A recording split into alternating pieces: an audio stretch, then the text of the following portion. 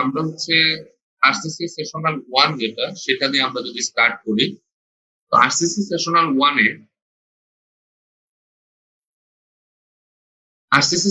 1 এ আমাদের কি কি টপিকস কভার করতে হবে অ্যাকচুয়ালি।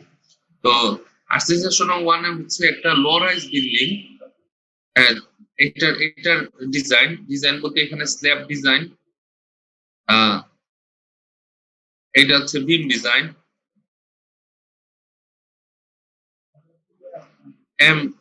এন্ড এটা হচ্ছে ফাউন্ডেশন ডিজাইন। ঠিক আছে, এটা এটা হচ্ছে লরাইজ বিল্ডিং। লরাইজ বিল্ডিংটা অ্যাকচুয়ালি হচ্ছে এখানে মেশনারি বিল্ডিং হিসেবে এটা দেখানো হয়েছে। মেশনারি বিল্ডিং মানে কি, এখানে এই বিল্ডিং এ অ্যাকচুয়ালি হচ্ছে কলাম নেই, এই বিল্ডিং এ টোটালটাই হচ্ছে ব্রিক ওয়াল, একটা কন্টিনিউয়াস এরকম ব্রিক ওয়াল গেছে। এই ব্রিক ওয়ালের উপরে আমার টোটাল স্ট্রাকচার যেটা আছে সেটা রেস্ট করা আছে, মানে স্ল্যাব বা বিম যেটাই হোক না কেন, এটা কন্টিনিউয়াস একটা ব্রিক ওয়ালের উপরে এরকম ভাবে রেস্ট করা আছে। কারণ আরসিসি 1 এ আমরা হচ্ছে যেহেতু কলাম ডিজাইন আরসিসি 1 এ করানো হয় না, তো কলাম ডিজাইনের আসলে এই টার্মটা এখানে আসবে না আর কি। তো এই কারণেই তারা বলতেছে যে লরাইজ বিল্ডিং, এবং এটা হচ্ছে অ্যাকচুয়ালি হচ্ছে মেশনারি যে বিল্ডিং, যেটা মানে মেশনারি বিল্ডিং হচ্ছে এটা টোটালটা ব্রিকের তৈরি, এরকম কন্টিনিউয়াস একটা ওয়াল। এই কন্টিনিউয়াস ওয়ালের উপরে দেখা গেল যে বিম অথবা আহ বিম বিম প্রোভাইড করা হইলো, এই বিমের উপরে আবার স্ল্যাব প্রোভাইড করা হইলো, আর এর নিচে এইভাবে কন্টিনিউয়াসলি এটা হচ্ছে স্টিপ ফাউন্ডেশন বলে, টোটাল টোটাল ওয়ালটার নিচেই আসলে এরকম ভাবে এরিয়া বাড়ায় বাড়ায় ব্রিক দিয়ে এরকম ফাউন্ডেশন ডিজাইন করা হয়। তো এটা হচ্ছে ফাউন্ডেশন ডিজাইনের পার্ট। স্ল্যাব ডিজাইনের পার্ট আমরা দেখব, আর বিম ডিজাইনের পার্টটা দেখব। এই টোটাল তিনটা কম্পোনেন্ট দেখব হচ্ছে design of low rise building এর ক্ষেত্রে, মেশনারি বিল্ডিং এর ক্ষেত্রে। তার সাথে সাথে আমরা আরো দুইটা কম্পোনেন্ট দেখব, সেটা হচ্ছে লিন্টেল ডিজাইন আর হচ্ছে সানশেড ডিজাইন। আমাদের জানালার উপরে যে সানশেড থাকে, জানালার উপরে যে সানশেড থাকে, এই সানশেড ডিজাইন আর হচ্ছে লিন্টেল ডিজাইন, এই দুইটা জিনিস আমরা হচ্ছে এখানে দেখবো আর কি। তাহলে টোটাল বিল্ডিং এর মধ্যে আমরা টোটাল 5টা কম্পোনেন্ট দেখবো, একটা হচ্ছে স্ল্যাব ডিজাইন, একটা হচ্ছে বিম ডিজাইন এবং ওটার ফাউন্ডেশন ডিজাইন। আর এছাড়া এক্সট্রা হিসেবে দেখবো হচ্ছে লিন্টেল। লিন্টেল অ্যাকচুয়ালি কি, লিন্টেল অ্যাকচুয়ালি হচ্ছে যে লেভেলে হচ্ছে আমাদের দরজা অথবা জানালা প্রোভাইড করা হয়, সাধারণত হচ্ছে 7 ফিট লেভেলে, এরকম একটা লেভেলে এখানে এইটা আমি মনে করছি একটা দরজা। তো এই দরজার উপরে যে ব্রিক ওয়ার্কটা হয়, এই ব্রিক ওয়ার্কটা অ্যাকচুয়ালি এমনি দরজার উপরে লোড দিয়ে থাকতে পারবে না, তখন সেই ক্ষেত্রে দেখা যায় দরজার উপরে কনক্রিটের একটা ছোট বিম প্রোভাইড করতে হয়, অথবা কনক্রিটের দেখা যায় যে একটা কন্টিনিউয়াস বিম প্রোভাইড করতে হয়। তো হিসাব হচ্ছে কন্টিনিউয়াস বিম প্রোভাইড করা। কন্টিনিউয়াস বিম প্রোভাইড করলে হচ্ছে সবচেয়ে ভালো, কারণ ফ্রেমিংটা হয়। আর যদি কন্টিনিউয়াস বিম প্রোভাইড করা না যায়, এটলিস্ট যাতে ছোট একটা বিম প্রোভাইড করা হয় দরজার উপরে, তার উপরে যে ব্রিক ওয়ার্ক আছে এই ব্রিক ওয়ার্কটাকে নেওয়ার জন্য। তো এই যে এক্সট্রা একটা বিমের মতো, ছোট বিমের মতো অংশটা প্রোভাইড করা হয়, যেটা একই সাথে ফ্রেমিং এর কাজটাও করে, আবার এর উপরে যে ওপেনিং এর উপরে, এগুলাকে দরজাকে আমরা যদি ওপেনিং বলি, অথবা জানালা যেটা আছে সেটাকে যদি আমি ওপেনিং বলি, তাহলে ওপেনিং এর উপরে আমার যে ব্রিক ওয়ার্কটা হবে, এই ব্রিক ওয়ার্কের লোডটা এই নেওয়ার জন্য এখানে এই লিন্টেলটাকে প্রোভাইড করা হয়। তো এটাকে আমরা বলতেছি হচ্ছে লিন্টেল। আর সানশেড তো আমাদের মোটামুটি জানা আছে, যে যে কোনো একটা জানালা যদি থাকে তখন এর উপরে ক্যান্টিলিভার এরকম একটা পোরশন থাকে, যে পোরশনটা কি করে, যে সূর্যের আলো ডিরেক্টলি যাতে আমাদের রুমে প্রবেশ না করে, সেটাকে একটা ছায়া দেয় যাতে ঘরটা একটু ঠান্ডা থাকে, সেটা হচ্ছে সানশেড। এছাড়া বৃষ্টি যখন হয়, তখন এই বৃষ্টির পানিতেও যদি আমার সানশেড প্রোভাইড করা না থাকে, তাহলে দেখা যাবে যে টোটাল জানালার ভিতরে বৃষ্টির পানিটাও আমার প্রবেশ করে যায়। তো সেই ক্ষেত্রে এটার ক্ষেত্রেও কি করে, প্রোটেকশন দেয় আর কি। বৃষ্টিটাকেও কিছুটা প্রোটেকশন দেয়, যাতে বৃষ্টিটা ডিরেক্টলি আমার জানালার ভিতরে প্রবেশ করতে না পারে, সেটা এখানে বাধাপ্রাপ্ত হয়। বাধাপ্রাপ্ত হইলে আমার জানালাটা সেভ হবে, আমি বৃষ্টির সময় জানালা খুলে রাখতে পারবো। এটাও কিন্তু সানশেডের কাজ। আর লিন্টেল তো আমি বুঝাইলাম। আর স্ল্যাব বিম ফাউন্ডেশন অলরেডি আপনাদের একটা ধারণা আছে, কারণ হচ্ছে ডিটেইলস অফ কনস্ট্রাকশন যদি আপনারা পড়ে থাকেন, হ্যাঁ, বিল্ডিং বিল্ডিং কনস্ট্রাকশন যেটা পড়ে থাকেন, প্রসিডিউর পড়ে থাকেন, সেখানে আসলে এই ধরনের জিনিসগুলো আলোচনা করা হয় আর কি। এছাড়া এইটার আরেকটা সেকেন্ড পার্ট আছে, সেকেন্ড পার্ট হচ্ছে ব্রিজ ডিজাইন।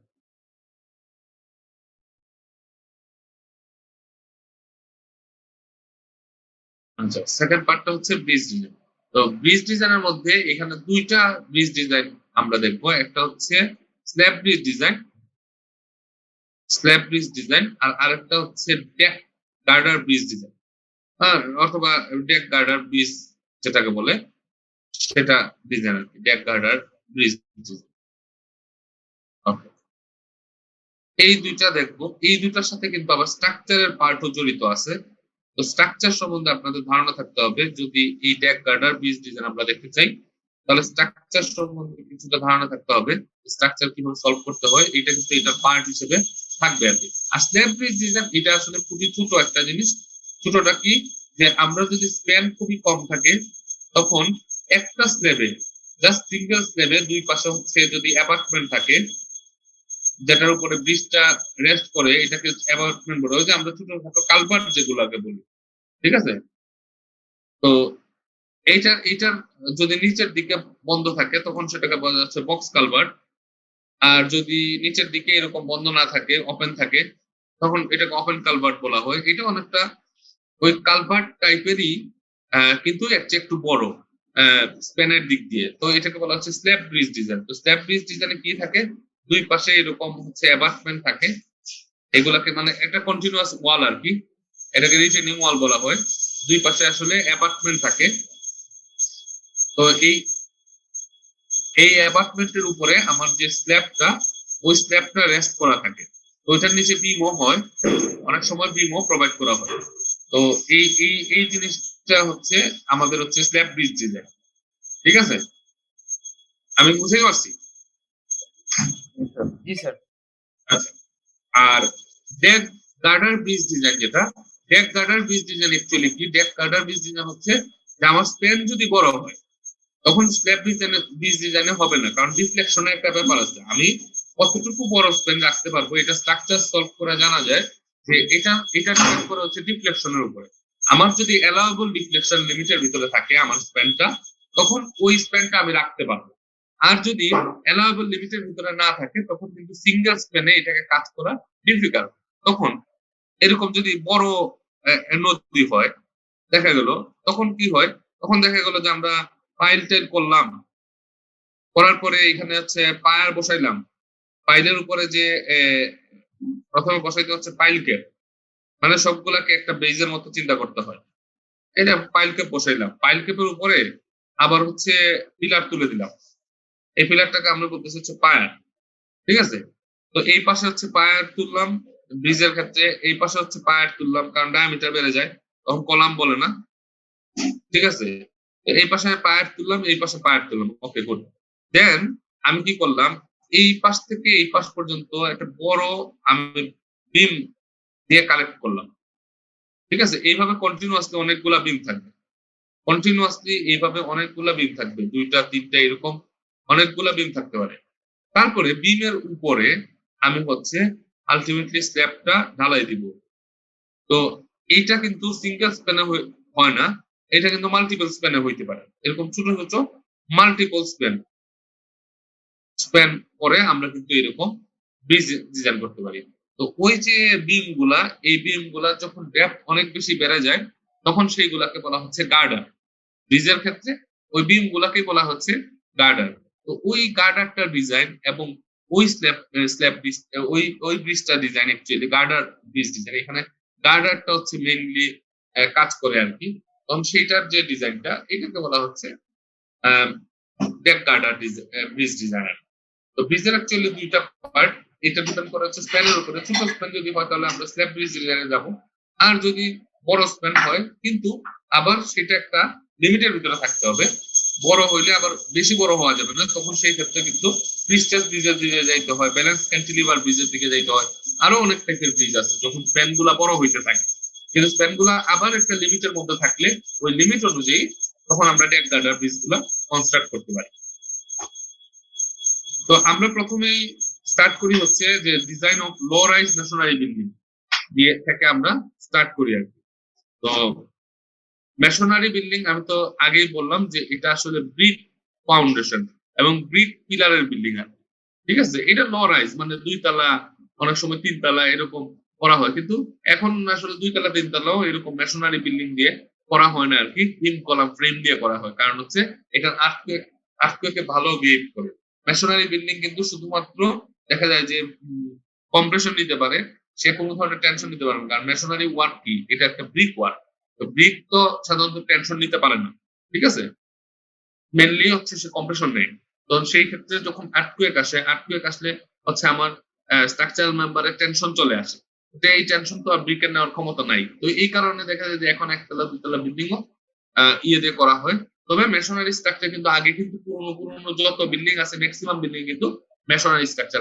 আগেকালে যদি আমরা বিভিন্ন ধরনের স্থাপনা দেখি, বিভিন্ন ধরনের মন্দির দেখি, মসজিদ দেখি, হ্যাঁ আগেকালে এগুলা কিন্তু ম্যাক্সিমাম ক্ষেত্রে দেখি কিন্তু আপনারা দেখতে পাবেন যে মেশনারি ওয়ার্ক করেই এটা ঠিক আছে, এবং এটা বছরের পর বছর কিন্তু এটা ঠিক আছে। কারণ অনেক ভূমিকম্প গেছে বা ইয়ে গেছে, তারপরে কিন্তু স্টিল নাও তারা দাঁড়িয়ে আছে। কারণ হচ্ছে লো রাইজ বিল্ডিং এর উপরে ভূমিকম্পের ইফেক্টটা কম আসে, তখন সেই ক্ষেত্রে হচ্ছে মেশনারি বিল্ডিং হিসেবে আমরা এটাকে ডিজাইন করতে পারি।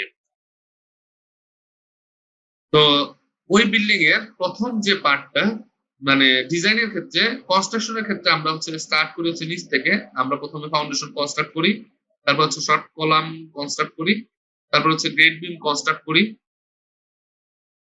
তারপরে কলাম কনস্ট্রাক্ট করি, তারপরে বিম কনস্ট্রাক্ট করি, তারপর হচ্ছে স্ল্যাব কনস্ট্রাক্ট করি। তো এটা হচ্ছে নিচ থেকে উপরের দিকে কাজ করি আর নিচ থেকে উপরের দিকে কাজ করি। ডিজাইনের ক্ষেত্রে সেম ঘটনা উল্টাটা, কারণ লোডটা অ্যাপ্লাই হচ্ছে প্রথমে আমার স্ল্যাবে, এই স্ল্যাবটা লোড ডিস্ট্রিবিউট করা হচ্ছে বিমে, এই বিম ডিস্ট্রিবিউট করা হচ্ছে এই কলাম তারপরে হচ্ছে এর পরবর্তী কলামে, এবং এইভাবে ফাউন্ডেশনে আলটিমেটলি লোডটা নেয় হচ্ছে কি ফাউন্ডেশন মানে সয়েল। লোডটা নেয় কে অ্যাকচুয়ালি সয়েলটাতে ট্রান্সফার করে, ফাউন্ডেশন সয়েলে ট্রান্সফার করে, সয়েল হচ্ছে আপওয়ার্ড প্রেসার দেয় এবং এই লোডটাকে রেজিস্ট করে রাখে। তো প্রথম কথা হচ্ছে যে লোডটা অ্যাপ্লাই হয় কোথায়, স্ল্যাবে। তাহলে প্রথম ক্ষেত্রে আমাকে স্ল্যাব ডিজাইন করতে হবে। তো স্ল্যাব ডিজাইনের ক্ষেত্রে আবার 2 টাইপের স্ল্যাব আছে। একটাকে আমরা বলতেছি হচ্ছে 1 ওয়ে স্ল্যাব, আর আরেকটা বলতেছি আমরা হচ্ছে 2 ওয়ে স্ল্যাব। তো 1 ওয়ে এবং 2 ওয়ে স্ল্যাবের মধ্যে বেসিক পার্থক্য বলতে পারবেন? স্যার আমরা ওই এল বাই বি ভাবে বের করতে পারি, 2 এর মান যদি বেশি হয় ওইভাবে। আর স্যার হচ্ছে এটা একদিকে বেন্ডিং করে 1 ওয়েতে, আর 2 ওয়েতে 2 দিকে বেন্ডিং হয় স্যার। ঠিক আছে, গুড। এখন এখন কথা হচ্ছে যে এটা ডিপেন্ড করে, প্রথমে কথা হচ্ছে যে 1 ওয়ে এবং 2 ওয়ে স্ল্যাব কি হবে সেটা ডিপেন্ড করে প্রথমে সাপোর্ট কন্ডিশন। সাপোর্ট কন্ডিশন কি, স্ল্যাবের সাপোর্ট কি, স্ল্যাবের সাপোর্ট হচ্ছে অ্যাকচুয়ালি হচ্ছে বিম। যদি আমার দুই দিকে বিম থাকে, এই পাশে বিম আছে, এই পাশে বিম আছে, আচ্ছা এদিকে কোনো বিম নাই, এদিকে কোনো বিম নাই, তাহলে অটোমেটিকলি এটা শর্টার ডিরেকশন হোক অথবা লঙ্গার ডিরেকশন হোক, অটোমেটিকলি স্ল্যাবের যে লোডটা থাকে এই লোডটা সবচেয়ে আনসাপোর্টেড জোন হচ্ছে তার সেন্টার। এই সেন্টার পজিশনে পুঞ্জীভূত থাকে, তারপরে সেটা ডিস্ট্রিবিউট হয় তার সাপোর্ট বরাবর। এখন ওই পাশে কোনো সাপোর্টই নাই, এই পাশে কোনো সাপোর্টই নাই, তাহলে তো লোড ওই দুই পাশে যাবে না, লোড আসলে যাবে হচ্ছে সাপোর্টের দিকে। তাহলে সেই ক্ষেত্রে কিন্তু লোডটা ডিস্ট্রিবিউট হয় হচ্ছে সিঙ্গেল ডিরেকশন, মানে এক ডিরেকশন লোডটা ডিস্ট্রিবিউট হচ্ছে। রিইনফোর্সমেন্টও আসলে ওই হিসাব করে দিতে হবে যে রিইনফোর্সমেন্টটা বসবে আসলে এক ডিরেকশন, যেহেতু লোডটা ডিস্ট্রিবিউট হচ্ছে এক ডিরেকশনে, এটা বাঁকবেও এক ডিরেকশনে, তাহলে ওই বাঁকা আটকানোর জন্য ওই ডিরেকশন বরাবর মানে যে ডিরেকশন বরাবর বিম আছে ওই ডিরেকশন বরাবর হচ্ছে আমাকে লোডটা রডটা প্রভাইড করতে হবে। তো এইরকম যদি ঘটনা ঘটে তখন সেটাকে বলা হচ্ছে 1 ওয়ে স্ল্যাব। স্যার আমরা স্যার 1 ওয়েতে স্যার আবার এই যে লঙ্গার ডিরেকশনও তো দেই স্যার, টেম্পারেচার অথবা শ্রিঙ্কেজ রিইনফোর্সমেন্ট। হ্যাঁ, এটা হচ্ছে বেন্ডিং এর জন্য, আমি যেটা বলতেছি সেটা হচ্ছে বেন্ডিং এর জন্য। টেম্পারেচার শ্রিঙ্কেজ আমি পরে আসতেছি, আগে জাস্ট এটা বলতেছি যে এটা হচ্ছে বেন্ডিংটাকে আটকানোর জন্য যে আমার মেইন রিইনফোর্সমেন্ট আছে, এই মেইন রিইনফোর্সমেন্টটা আসলে এই ডিরেকশন বরাবর বসাইতে হয়। তারপরে যদি আমরা পরবর্তীতে যদি চিন্তা করি যে এখন চারপাশে সাপোর্ট আছে, চারপাশে সাপোর্ট মানে হচ্ছে চারপাশে বিম আছে। তখন সেই ক্ষেত্রে ওই যে আপনার রেশিওটার কথা আসে, যে এল বাই বি রেশিও কিরকম হবে না হবে সেটার উপরে আসে। তো লোড কিন্তু আগের মতোই ওইখানে মানে দেখা যায় যে সেন্টারে পঞ্জীভূত হয়। ওকে, এখন একদিকে আপনার ডিরেকশন আছে হচ্ছে, একদিকে হচ্ছে আপনার ডিস্টেন্স আছে হচ্ছে 10 ফিট, একদিকে আপনার ডিস্টেন্স আছে হচ্ছে 30 ফিট। লোডটা পুঞ্জীভূত থাকে কোথায়? মনে করলাম সেন্টারে, সবচেয়ে আনসাপোর্টেড জোন যেটা সেখানে কনসেন্ট্রেটেড থাকে। তো এইখান থেকে লোডটা ডিস্ট্রিবিউট হয়তো হবে কোথায়? সাপোর্টে। তো আমি যদি একটু চিন্তা করি যে এখানে আমরা কয়েকজনকে রাখলাম, যাদেরকে বললাম যে তোমাদের ফিনিশ লাইন হচ্ছে এই বাউন্ডারি, যে কোনো জায়গায় তুমি গেলেই হচ্ছে তোমার ফিনিশ লাইন। এখন তুমি যেদিকেই যেতে চাও, তুমি এইভাবে যেতে পারো, এইভাবে যেতে পারো, এইভাবে যেতে পারো। তখন সেই সেন্টার পয়েন্ট থেকে এই বরাবর রিচ করতে তার ডিস্টেন্স অতিক্রম করতে হবে হচ্ছে 15 ফিট, আর সেন্টার পয়েন্ট থেকে এই বরাবর রিচ করতে তার ডিস্টেন্স অতিক্রম করা হচ্ছে 5 ফিট।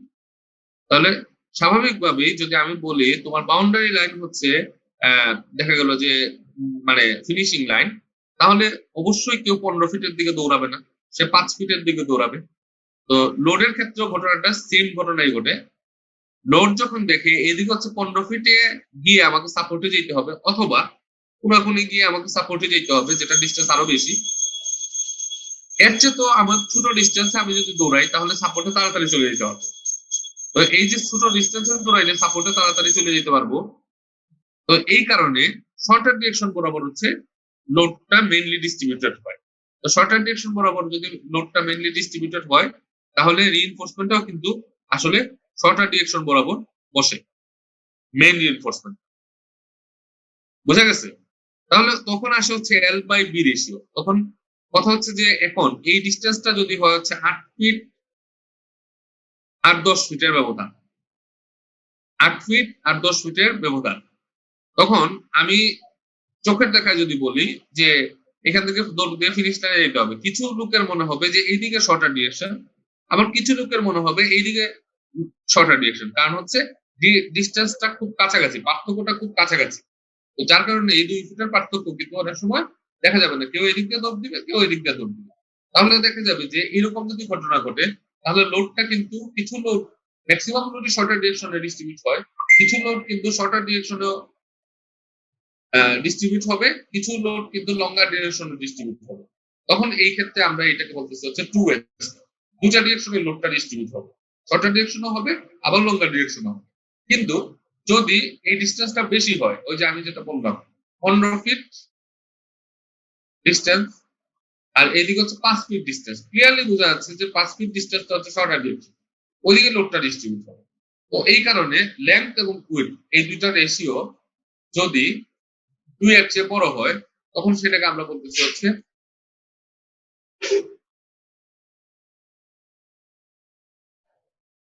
হ্যালো, জি স্যার। তখন এল বাই বি এর রেশিও যদি আমার 2 এর চেয়ে বড় হয়, তখন এটাকে আমরা বলতেছি হচ্ছে ওয়ান ওয়ে স্ল্যাব। কারণ ক্লিয়ার বোঝা যাচ্ছে যে আসলে কোন দিকে লোডটা ডিস্ট্রিবিউট হবে শর্টার ডিরেকশনে। আর যখন এল বাই বি এর রেশিও আমার 2 এর চেয়ে কম হয়, তখন দেখা যায় যে অ্যাকচুয়ালি কি ঘটনা ঘটে, যে ডিস্টেন্সের পার্থক্য কমে যায়, লোডটা ডিস্ট্রিবিউট হয় আসলে দুই দিকেই লোডটা কি হয়? ডিস্ট্রিবিউট হয়। তো সেই ক্ষেত্রে মেইন রিইনফোর্সমেন্ট আমার শর্টার ডিরেকশনে প্রোভাইড করতে হয়, আবার লঙ্গার ডিরেকশনে প্রোভাইড করতে হয়। আর ওয়ান ওয়ে স্টেপের ক্ষেত্রে মেইন রিইনফোর্সমেন্ট শুধুমাত্র শর্টার ডিরেকশনে প্রোভাইড করতে হবে, কিন্তু লঙ্গার ডিরেকশনকে আমরা প্রোভাইড করবো না। লঙ্গার ডিরেকশন অবশ্যই আমাদেরকে প্রোভাইড করতে হবে, যদিও লোডের কারণে প্রোভাইড করতে হচ্ছে না। কিন্তু আরেকটা জিনিস আছে, যখন আমরা কনক্রিটটা ঢালাই দিই, কনক্রিটের ভিতরে কি থাকে? ওয়াটার থাকে, কারণ 50% এর মতো ওয়াটার থাকে। ওয়াটার সিমেন্ট রেশিও কত? ওয়াটার সিমেন্ট রেশিও হচ্ছে 1.4 থেকে 1.5 এরকম আমরা ইউজ করে থাকি। মানে টোটাল সিমেন্টের ভলিউমের 40% হচ্ছে আমরা টোটাল ওয়াটার ইউজ করে থাকি। তো আমার টোটাল স্ট্রাকচারে কি থাকে? ওয়াটার থাকে। তো ওয়াটার গুলা কোথায় জমা হয় বা কোথায় ইয়ে থাকে? ম্যাক্সিমাম ক্ষেত্রে হচ্ছে হাইড্রেশন রিঅ্যাকশন করে কার সাথে? সিমেন্টের সাথে। ওয়াটার পারপাসটা এইটাই, হাইড্রেশন রিঅ্যাকশন করা হচ্ছে সিমেন্টের সাথে, এবং স্ট্যান্ড বাড়াই দেওয়া, তাদের মধ্যকার বন্ডিং বাড়াই দেওয়া অন্যান্য ম্যাটেরিয়ালস গুলোর মধ্যে। কিন্তু এই হাইড্রেশন রিঅ্যাকশন করার পরে কিছু ওয়াটার যেগুলো আছে, সেই ওয়াটার গুলো তার পোরাস স্পেসে থাকে যায়। এই পোরাস স্পেসে যখন থেকে যায়, এই ওয়াটার গুলা, এগুলা আবার কি হয়, ওয়েদার সেন্সিটিভ হয়। ওয়েদার সেন্সিটিভ কি, যে গ্রীষ্মকালে হচ্ছে এটা এক্সপান্ড হবে, শীতকালে এটা কন্ট্রাক্ট হবে। তো সেই ক্ষেত্রে মানে এর ভিতরে যে ওয়াটারটা আছে বা ময়েশ্চারটা আছে, এটা গ্রীষ্মকালে এক্সপান্ড হতে চাইবে আর শীতকালে কন্ট্রাক্ট হতে চাইবে। তো সেই ক্ষেত্রে এর সাথে সাথে কিন্তু এই স্ল্যাবটাও কি হয়, লঙ্গার ডিরেকশন বরাবর যদি কোনো রিইনফোর্সমেন্ট না পায়, তাহলে লঙ্গার ডিরেকশন বরাবর সে এক্সপান্ড এবং কন্ট্রাক্ট হতে চাইবে। এক্সপান্ড কন্ট্রাক্ট হইলে এই যে একটা ফোর্স জেনারেট হলো, এই ফোর্সটা নেওয়ার মতো রিইনফোর্সমেন্ট, এটা কিন্তু লঙ্গার ডিরেকশন বরাবর, এটা কিন্তু শর্টার ডিরেকশন বরাবর না। শর্টার ডিরেকশন বরাবর হইলে এটা কিন্তু আমরা যে মেইন রিইনফোর্সমেন্ট আছে সেটা কিন্তু প্রোটেক্ট করে ফেলছে। কিন্তু লঙ্গার ডিরেকশন বরাবর যখন হচ্ছে, তখন এইদিকে আমার কোনো রিইনফোর্সমেন্ট নাই, তাহলে সেটা সে প্রোটেক্ট করতে পারতেছে না। দেখা যাবে উপরে ক্র্যাক দেখা দিবে, লঙ্গার ডিরেকশন বরাবর উপরে কি দেখা দিবে, ক্র্যাক দেখা দিবে। এই ক্র্যাক গুলা কি, টেম্পারেচার সিঙ্কেজ ক্র্যাক। তো এই ক্র্যাক গুলাকে আটকানোর জন্য আমার, যদিও আমার লোডের কারণে লাগতেছে না লঙ্গার ডিরেকশনে, তারপরও আমাদেরকে লঙ্গার ডিরেকশনে রিইনফোর্সমেন্ট প্রোভাইড করতে হবে, মিনিমাম রিইনফোর্সমেন্ট। ওটাকে বলা হচ্ছে টেম্পারেচার সিঙ্কেজ রিইনফোর্সমেন্ট।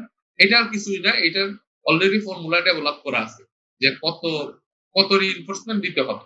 এটা কোনো লোড থেকে হিসাব করে বের করতে হবে না, এটা অলরেডি ফর্মুলা ডেভেলপ করা আছে, ওই ফর্মুলা থেকে আমাদেরকে ক্যালকুলেট করতে পারলেই হয়েছে। তো এটা হচ্ছে বেসিক পার্থক্য ওয়ান ওয়ে এবং টু ওয়েস লেভেল। আমি কি বুঝাইতে পারছি? জি স্যার। তো এটা লোড ডিস্ট্রিবিউশন দেখাইছে ওয়ান ওয়ে লেভেল ক্ষেত্রে শর্টার ডিরেকশনে, যদি দুই দিকে বিম থাকে, অপর দুই দিকে বিম নাই, ঠিক আছে, তো এইদিকে বিম আছে ওইদিকে বিম আছে, তখন সেই ক্ষেত্রে হচ্ছে যেদিকে বিম আছে সেদিকেই লোড ডিস্ট্রিবিউট হবে। এখানের ক্ষেত্রে হচ্ছে যে লঙ্গার ডিরেকশন আছে, শর্টার ডিরেকশন আছে, কিন্তু কথা হচ্ছে যে শর্টার ডিরেকশনের মেইন রিইনফোর্সমেন্ট ইয়ে হবে, আর লঙ্গার ডিরেকশন হচ্ছে টেম্পারেচার সিঙ্কেজ রিইনফোর্সমেন্ট প্রোভাইড করতে হবে। দেন কিছু স্পেসিফিকেশন আছে। স্পেসিফিকেশন প্রথম কথা হচ্ছে যে ওয়ান ওয়ে স্ল্যাব ডিজাইন করতে গেলে প্রথমে লোডটা ক্যালকুলেট করতে হবে। তো লোডটা ক্যালকুলেট করতে গেলে আমার থিকনেসটা জানার দরকার আছে, স্ল্যাবের থিকনেস কত, কারণ থিকনেস যদি না জানি আমি এটা ডেড লোড ক্যালকুলেট করতে পারবো না। কিন্তু আমি তো ডিজাইন এখনো করিনি, ডিজাইন করার পরে না থিকনেসটা বের হবে। তো সেই ক্ষেত্রে একটা thickness, minimum slab thickness assume করে নিতে হয়, পরে এটা চেক দিতে হয় যে লোডের কারণে এই থিকনেসটা ঠিক আছে কিনা। তো লোড যত বেশি হবে, এটাকে বেন্ডিংটাকে আটকে হচ্ছে অ্যাকচুয়ালি থিকনেস, ঠিক আছে। বেন্ডিংটাকে রেজিস্ট করে কি, থিকনেস। যেমন ধরেন আমি যদি একটা পৃষ্ঠা অথবা কাগজ নিই, এটার উপরে যদি একটা ডাস্টার রাখি, হ্যাঁ একটা ডাস্টার মনে করেন রাখলাম, অথবা কোনো লোড রাখলাম, তাহলে ওই কাগজটা কি হয়ে যাবে, ব্যান্ড হয়ে যাবে, তাই না? ব্যান্ড হয়ে যাবে, কারণ তার থিকনেস কম। এখন মনে করেন যে অনেকগুলা কাগজের সমষ্টি হচ্ছে একটা বই, এই বইয়ের যে বইটার উপরে আমি যদি এখন ওই ডাস্টারটাই, সেম ডাস্টারটাই ওই বইটার উপরে রাখি, এটা কিন্তু ব্যান্ড হবে না। কারণ হচ্ছে কেন, কারণ তার থিকনেস বেশি।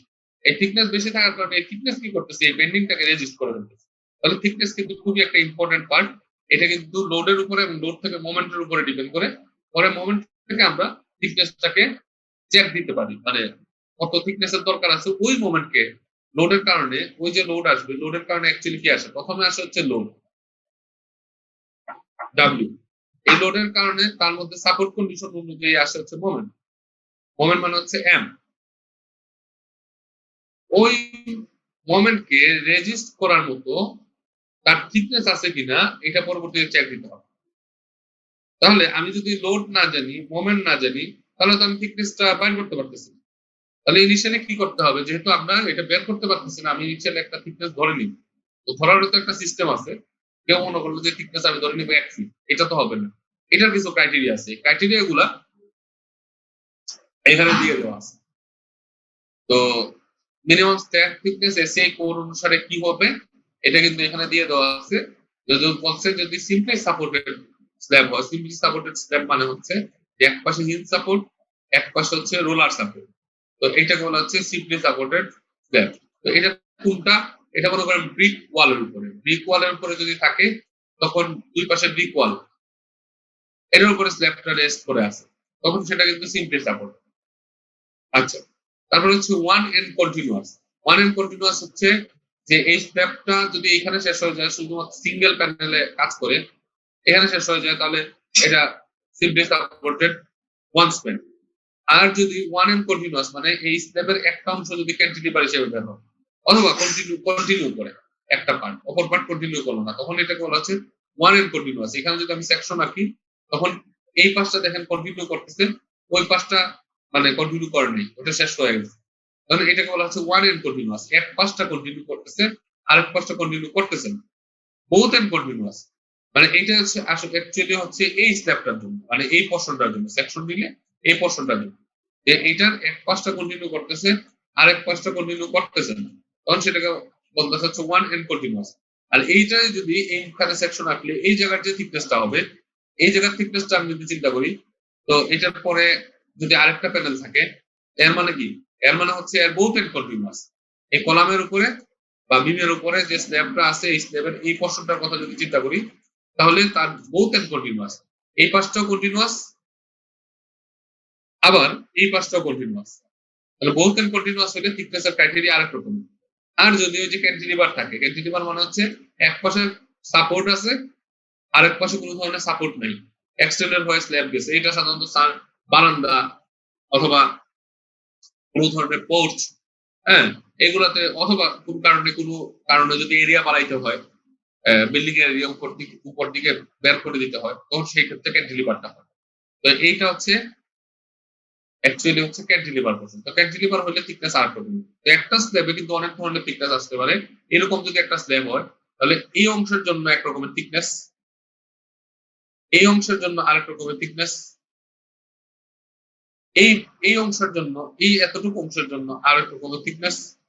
আর এটার ক্ষেত্রে হচ্ছে ওয়ান এন্ড কন্টিনিউয়াস, না অ্যাকচুয়ালি ওয়ান এন্ড কন্টিনিউয়াস, এই অংশের জন্য আরেক রকমের থিকনেস, কারণ হচ্ছে সেটা ক্যান্টিলিভার। তাহলে এই চারটা থিকনেস তো একটা স্ল্যাবে আসতে পারে না, ভিন্ন ভিন্ন। তো সেই ক্ষেত্রে হচ্ছে এই চারটার মধ্যে যেটা ম্যাক্সিমাম সেটাকে আমরা থিকনেস হিসেবে কাউন্ট করব। তো ভিন্ন ভিন্ন থিকনেস কিন্তু একই স্ল্যাব প্যানেলে আসতে পারে না, কারণ একই স্ল্যাব প্যানেল সাধারণত একই থিকনেসের হইতে হয়।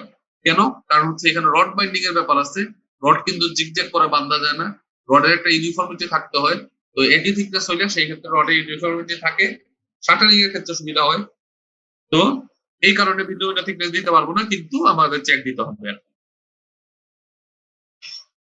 তো এই থিকনেস এর সাথে আবার কি করতে হবে, একটা মাল্টিপ্লাইং ফ্যাক্টর আমাদের গুণ দিতে হবে। এটা মাল্টিপ্লাইং ফ্যাক্টর গুণ দিতে হবে। মাল্টিপ্লাইং ফ্যাক্টরটা হচ্ছে এখানে 0.4 plus FY by 100। Multiplying factor কেন? কারণ FY কে ইনকর্পোরেট করার জন্য, ঠিক আছে, এটাকে ইনকর্পোরেট করার জন্য যে মাল্টিপ্লাইং ফ্যাক্টর দিয়ে আমাদেরকে গুণ দিতে হবে। তো গুণ দিয়ে দিলে ওই স্ল্যাবের থিকনেস যদি 6 ইঞ্চির চেয়ে নিচে থাকে তাহলে হচ্ছে রাউন্ডিং করতে হবে, আপার রাউন্ডিং সবসময়, মানে মনে করেন যে আপনার আসছে 5.1, তখন সেই ক্ষেত্রে আপনি ধরবেন 5.25, মানে 0.25 এর রাউন্ডিং করতে হবে যদি 6 এর নিচে থাকে। আর 6 এর উপরে যদি থাকে, মানে মনে করেন থিকনেস হলো 6.1, তাহলে সেই ক্ষেত্রে আপনাকে লিখতে হবে 6.5। তো 6 এর নিচে থাকলে 0.25 দিয়ে আপার রাউন্ডিং করতে হবে, আর 6 এর উপরে গেলে 0.5 দিয়ে আপার রাউন্ডিং করতে হবে, এটা এখানে বলা আছে। এখানে আর কিছু বলে দেওয়া আছে। আচ্ছা, ওই যে টেম্পারেচার সিঙ্কেজের জন্য আমি বলছিলাম আগে যে টেম্পারেচার সিঙ্কেজ আর কিছুই না, এটা সূত্র এসএ কোড অনুযায়ী ডেভেলপ করা আছে যে মিনিমাম কত রিইনফোর্সমেন্ট টেম্পারেচার সিঙ্কেজের জন্য আপনাকে দিতে হবে। তো এটা হচ্ছে 40 গ্রেড 50 গ্রেডে যদি স্টিল থাকে তাহলে হচ্ছে 0.0020 পিটি অ্যাকচুয়ালি এটা কোফিশিয়েন্ট। আর এটার সাথে হচ্ছে ডি হচ্ছে তার উইডথ আর টি হচ্ছে তার থিকনেস, এটা গুণ দিতে হবে। গুণ দিলে আমরা কিন্তু 40 এবং 50 গ্রেড স্টিলের জন্য মিনিমাম টেম্পারেচার সিঙ্কেজ রিইনফোর্সমেন্ট কত লাগে সেটা পাওয়া যাবে। একইভাবে 60 গ্রেডের জন্য আবার সূত্র ডেভেলপ করা আছে 0.0018 বিটি। আর যদি 60 গ্রেড ছাড়া 60 গ্রেড ক্রস করে যায়, যেমন বাজারে বর্তমানে পাওয়া যায় হচ্ছে 500W রড, তাই না? রড গুলা যদি আপনি অ্যাডভার্টাইজমেন্ট দেখেন অথবা আপনি যদি রডের গায়ে লেখা দেখেন তাহলে 500W, তো W দিয়ে বোঝা যাচ্ছে ওয়েল্ডেবল আর 500 দিয়ে বোঝা যাচ্ছে তার ক্ষমতা। তো ক্ষমতা 500 হচ্ছে এমপিএতে, এটাকে যদি আমরা পিএসআই নিতে চাই তাহলে হচ্ছে 72,500 হয়, 72,500 পিএসআই। তাহলে রডের গ্রেড দিয়ে বোঝা হচ্ছে তার ক্ষমতা, 40 গ্রেডের স্টিল মানে হচ্ছে 40,000 পিএসআই, 60 গ্রেডের স্টিল মানে হচ্ছে 60,000 পিএসআই। আর যদি 72,500 পিএসআই হয় তাহলে এটা হচ্ছে অ্যাকচুয়ালি 72 গ্রেডের স্টিল। ঠিক আছে, এটার গ্রেড কত? গ্রেড হচ্ছে 72। তো এই 72 গ্রেডের যদি স্টিল আমি ইউজ করি সেটা হচ্ছে এক্সিড করে গেছে হচ্ছে 60,000 পিএসআই কে, তখন সেই ক্ষেত্রে টেম্পারেচার শ্রিঙ্কেজ রিইনফোর্সমেন্ট বের করার জন্য এই সূত্রটা বা এই কোফিশিয়েন্ট সাথে হচ্ছে এই সূত্রটা ইউজ করতে হয়। আমি কি বুঝাইতে পারছি টেম্পারেচার শ্রিঙ্কেজের জন্য কি কি সূত্রগুলো আমি ইউজ করতে পারি? স্যার এখানে এফওয়াইটা কি বুঝিনি। আচ্ছা, এফওয়াইটা এফওয়াইটা হচ্ছে ইয়াল স্ট্রেস। ইয়াল স্ট্রেস হচ্ছে এটা হচ্ছে আমি যদি একটা স্টিল ইউজ করে থাকি তাহলে স্টিলের ক্ষেত্রে যখন আমি স্টিলকে লোড দিব, স্টিল সাধারণত কি লোড দিই? আমরা টেনজাইল ফোর্স দিই। একটা স্টিলের রডকে আমরা ইউটিএম মেশিন দিয়ে ছিঁড়ে তার ক্ষমতা প্রয়োগ করি। ঠিক আছে, তো এই যে লোড দিলাম, লোড দিয়ে যে এটাকে টেনজাইল ফোর্স দিলাম, টেনজাইল ফোর্স দিলে সে কত ফোর্সে গিয়ে এটা ছিঁড়ে যাবে সেটা হচ্ছে তার আলটিমেট ম্যাক্সিমাম যতটুকু ফোর্স নিতে পারে সেটাকে আমরা তো বলতেছি আলটিমেট স্ট্রেস নেওয়ার ক্যাপাবিলিটি। কিন্তু একটা সময় গিয়ে হচ্ছে মানে প্রথম আমি যদি স্ট্রেস তিন কার্ভ দেখি, মানে স্ট্রেস আমি বাড়াচ্ছি মানে টান আমি বাড়াচ্ছি আর তার কতটুকু বিকৃতি হচ্ছে এটা দিয়ে যদি আমি কার্ভ আঁকি, এই বরাবর যদি আমি স্ট্রেন বসাই, স্ট্রেনকে এপসাইলন, আর এই বরাবর যদি স্ট্রেস বসাই, স্ট্রেসকে এফ দ্বারা প্রকাশ করি, তাহলে কিন্তু কার্ভটা অনেকটা এরকম হয়, এরকম হয়।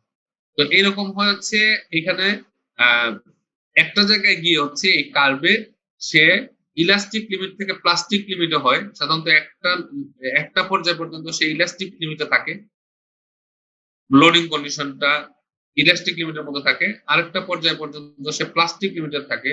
এই প্লাস্টিক লিমিটের পরেই যখন সে চেঞ্জ হয়ে যায় মানে আলটিমেট লিমিটের দিকে যাইতে থাকে, ফেলিওর দিকে, তখন এই ধরনের একটা পয়েন্ট পাওয়া যায় যে পয়েন্টের পরে সে লোড নিতে পারে, কিন্তু ওইটাকে আসলে আমরা সেফার পয়েন্ট ধরি আর কি।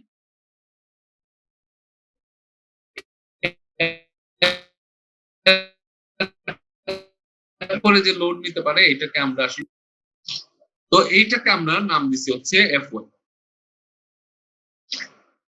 Yale stress. ঠিক আছে, এরপরে স্টিল হচ্ছে ইয়েল হয়ে যায় এফওয়াই। তো ওই একটা স্টিলের ইয়েল স্ট্রেস কতটুকু সেটাই হচ্ছে তার এফওয়াই আর কি। ওইটাই হচ্ছে ওই 60 গ্রেডের জন্য 60,000, 40 গ্রেডের জন্য 40,000, আর ওই 72 গ্রেডের জন্য 72,000, ওইটাই হচ্ছে এফওয়াই। আমি তো বুঝতে পারছি। তো এখানে হচ্ছে 60,000, আর এই এফওয়াই যেটা নতুন এফওয়াই, ওই যে এক্সিডিং 60,000 পিএসআই, মানে কোন সময় যদি 72,500 পিএসআই স্টিল ইউজ করেন তাহলে সেই ক্ষেত্রে এই সূত্রতে আপনি বসাইতে হবে, এফওয়াই এর মান বসাইতে হবে 72,500। তাহলে সেই ক্ষেত্রে আপনি হচ্ছে 72 গ্রেডের স্টিলের জন্য কতটুকু রিইনফোর্সমেন্ট লাগতেছে মিনিমাম সেটা আপনি পেয়ে যাবেন। আমি কি বুঝাইতে পারছি? আচ্ছা,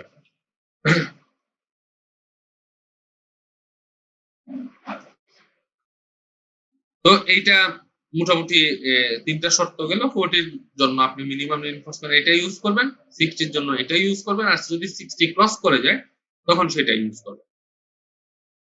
এখন আমরা চলে আসি হচ্ছে ডিজাইন এক্সাম্পল। তো ডিজাইন এক্সাম্পলের ক্ষেত্রে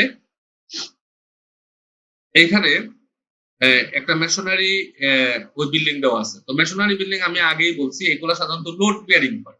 লোড বিয়ারিং মানে হচ্ছে আউটার সাইডের যে ওয়াল গুলা, এগুলা সাধারণত লোড গুলা বিয়ার করে, মানে এটা একবারে মাটির নিচ থেকে একবারে টপ পর্যন্ত, ছাদ পর্যন্ত ওয়ালটা ডিরেক্ট উঠে। আমরা তো সাধারণত পিলার উঠে, এই পিলার, এখানে পিলার উঠলো, তারপর হচ্ছে আমার গেট বিম উঠে, পিলার মানে হচ্ছে কলাম। তো গেট বিম উঠে, গেট বিমের উপর থেকে আমার দেখা যায় যে ওয়াল উঠে, এবং এই ওয়ালটাকে আমরা বলি হচ্ছে পার্টিশন ওয়াল। কারণ এটার পারপাস হচ্ছে কি, যে দুইটা রুমের মধ্যকার পার্টিশন দেওয়া, প্রাইভেসি রক্ষা করা। তো এটাকে বলা হচ্ছে পার্টিশন ওয়াল। কিন্তু সে কোনো লোড নেয় না, সে লোডটা দিয়ে দেওয়া হচ্ছে এই বিমে, আর এই বিমটা লোডটা দিয়ে দেওয়া হচ্ছে এই কলামে, কলাম তারপরে ফাউন্ডেশন দিয়ে দেয়। কিন্তু মেশনারি ওয়ালের ক্ষেত্রে সেই ক্ষেত্রে ম্যাক্সিমাম ওয়াল হচ্ছে এই ওয়ালগুলোর থিকনেস সাধারণত হচ্ছে 5 ইঞ্চি। আচ্ছা, আর মেশনারি ওয়ালের ক্ষেত্রে এইগুলো কিন্তু অ্যাকচুয়ালি কলামের মতো কাজ করে এবং এগুলা টোটাল লোডটাকে ট্রান্সফার করে হচ্ছে মাটিতে এবং ডিরেক্ট একবার মাটির নিচ থেকে এইভাবে করে উঠে, এভাবে করে এই ওয়ালটা উঠে ডিরেক্ট একবার মাটির নিচ থেকে উঠে। আর এটার নিচে এবার ডিরেক্ট ফাউন্ডেশন থাকে, এটার নিচে কোনো কলাম থাকে না, মানে এইটাই একটা কলাম হিসেবে কাজ করে এবং ফাউন্ডেশনটা এরকম কন্টিনিউয়াস থাকে, ফাউন্ডেশনটা এরকম কন্টিনিউয়াস হিসেবে থাকে। তো এই ধরনের ওয়ালকে আমরা বলতে হচ্ছে মেশনারি স্ট্রাকচার। তো মেশনারি স্ট্রাকচারের ক্ষেত্রে এখানে আমি চারপাশে ওয়াল দেখতে পাচ্ছি, হ্যাজ দিয়ে আসলে ওয়াল বোঝাচ্ছে। আর মাঝখানে এখানে স্প্যান ছোট করার জন্য মাঝখানে কিন্তু একটা বিম দিচ্ছে, ডটেড লাইন দিয়ে কিন্তু বিম বোঝাচ্ছে, যে কনক্রিটের বিম, কনক্রিটের বিম। তো এটা ডটেড লাইন দিয়ে কিন্তু বোঝাচ্ছে এই যে বিম। আর এই পাশটা তখন তারা বলতেছে যে এখানে যে ডিসটেন্সটা আছে এই ডিসটেন্সটা তার কত গুণ বেশি, 2.25 গুণ বেশি। তাহলে উইডথের তুলনায় লেন্থ 2.25 গুণ বেশি, তাহলে এটা ডেফিনেটলি এটা হচ্ছে one way step, this is one way step.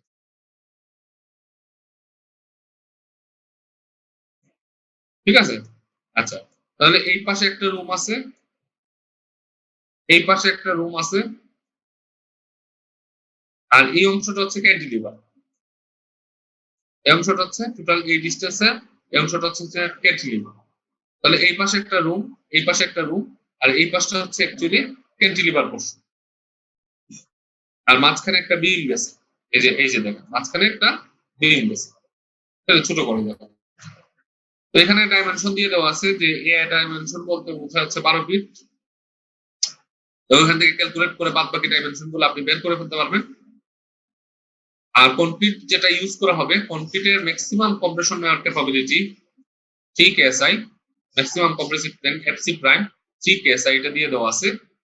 Yale strength of steel, এটা FY যেটা বললাম যে সে কতটুকু টেনজাইল স্ট্রেংথ নিতে পারে, হ্যাঁ, ইএল লিমিটের মধ্যে, আলটিমেটের আগে, এটা হচ্ছে 40 KSI, এটা দিয়ে দেওয়া আছে, মানে 40,000 PSI, মানে এটা 40 গ্রেড স্টিল।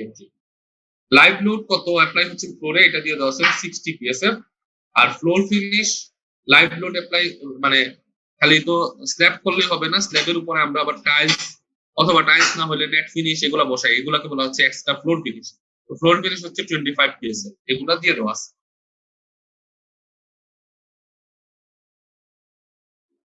এখন যদি আমি এখানে দেখি যে প্রত্যেকটা actually L by B ratio 2.25 মানে 2 এর উপরে মানে হচ্ছে 1 ওয়ে। এখন এইটার যদি সেকশন 1 ওয়ে স্ল্যাব, তার মানে কি শর্টার ডিরেকশনের রড বসবে, তাহলে মেইন কনসার্ন আমরা শর্টার সেকশন নিয়ে, এখানে দুইটা সেকশন হইতে পারে, এটা হচ্ছে এই লঙ্গার ডিরেকশন বরাবর সেকশন এল এল, এইটাকে আমরা বলতে পারি। আর আরেকটা হচ্ছে এই শর্টার ডিরেকশন বরাবর সেকশন, এটাকে আমরা এসএস বলতে পারি।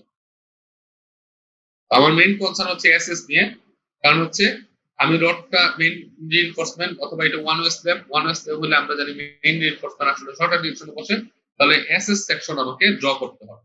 এসএস সেকশন যদি ড্র করি তাহলে আমি দেখেন এরকম পাবো সেকশন এসএস বা 1-1, তারা বলছে 1-1, এই যে 1-1, হ্যাঁ 1-1 সেকশন।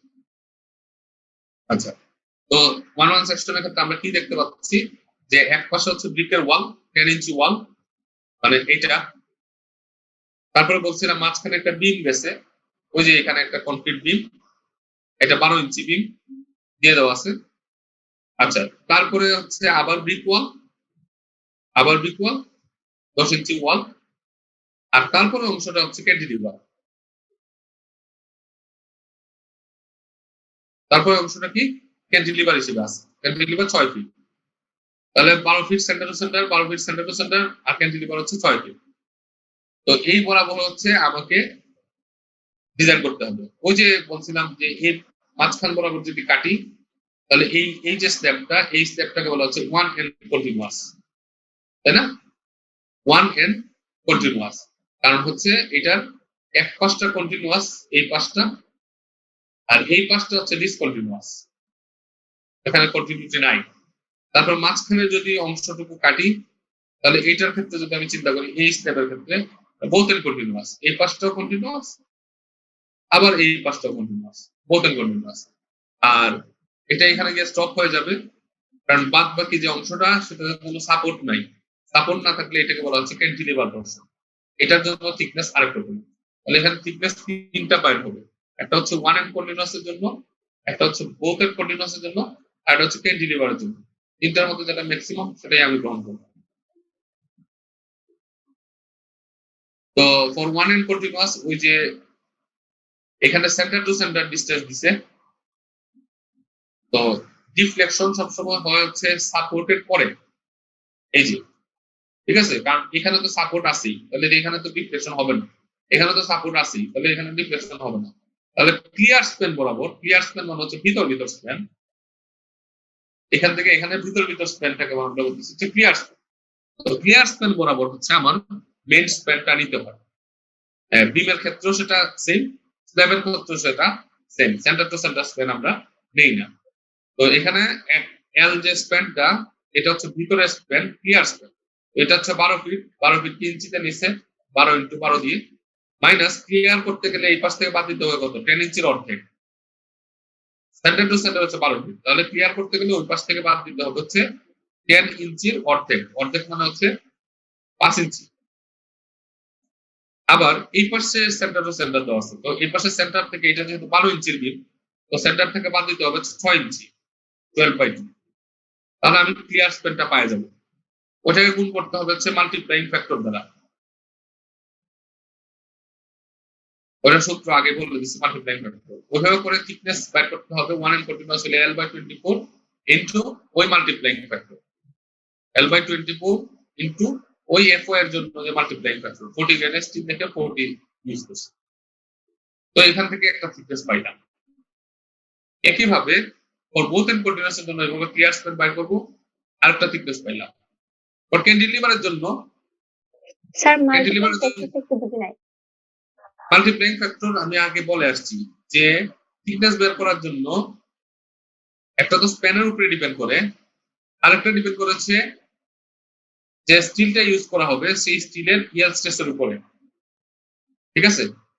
তো এখানে হচ্ছে এসআই কোড যেটা বলছে L/20 মনে করেন, এটাকে গুণ করতে হবে মাল্টিপ্লাইং ফ্যাক্টর MF দ্বারা, ঠিক আছে। MF এর সূত্রটা এখানে লেখা দেওয়া আছে, মাল্টিপ্লাইং ফ্যাক্টর 0.4 FY/100। এটা ডিপেন্ড করে হচ্ছে FY এর উপরে, FY হচ্ছে স্টিলের ইয়ার স্ট্রেস, ওটা দিয়ে দেওয়া থাকবে। তো আমাদের দিয়ে দেওয়া ছিল 40, তাহলে ওই মাল্টিপ্লাইং ফ্যাক্টরটা বের করতে হবে। বের করে ওই যে থিকনেসের যে ফর্মুলা আছে ওইটা দিয়ে মাল্টিপ্লাইং ফ্যাক্টরকে গুণ দিলে আমি মেইন থিকনেসটা পাই যাবো। আমি কি বুঝাইতে পারছি?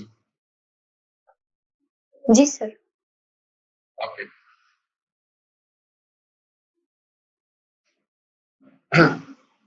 তো ওইখানে মাল্টিপ্লাইং ফ্যাক্টর আসলে সবগুলোর জন্য একই হবে, কারণ হচ্ছে এখানে স্টিলের ইয়ার স্ট্রেস হচ্ছে 40, এটা তো কনস্ট্যান্ট।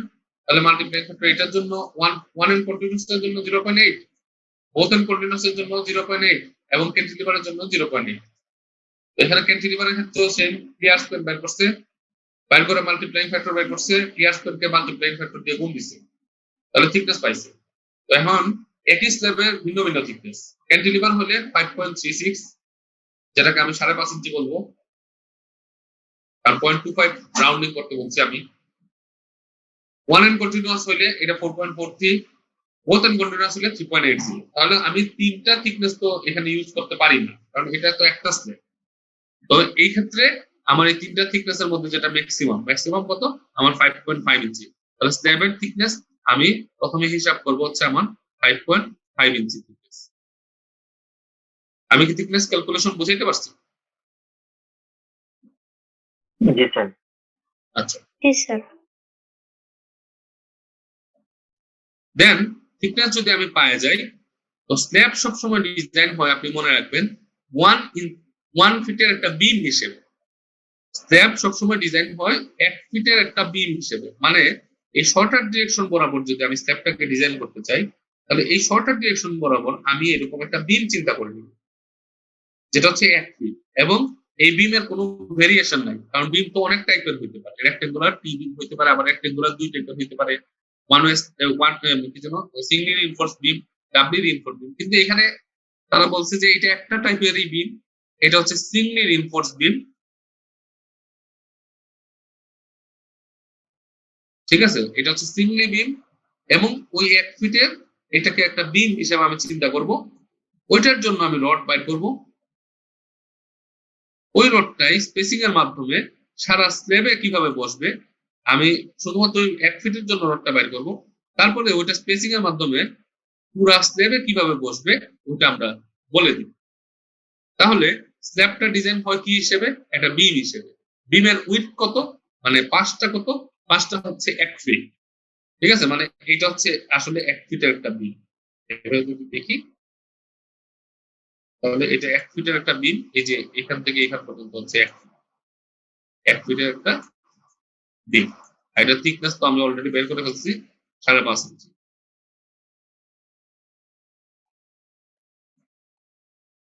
ওকে,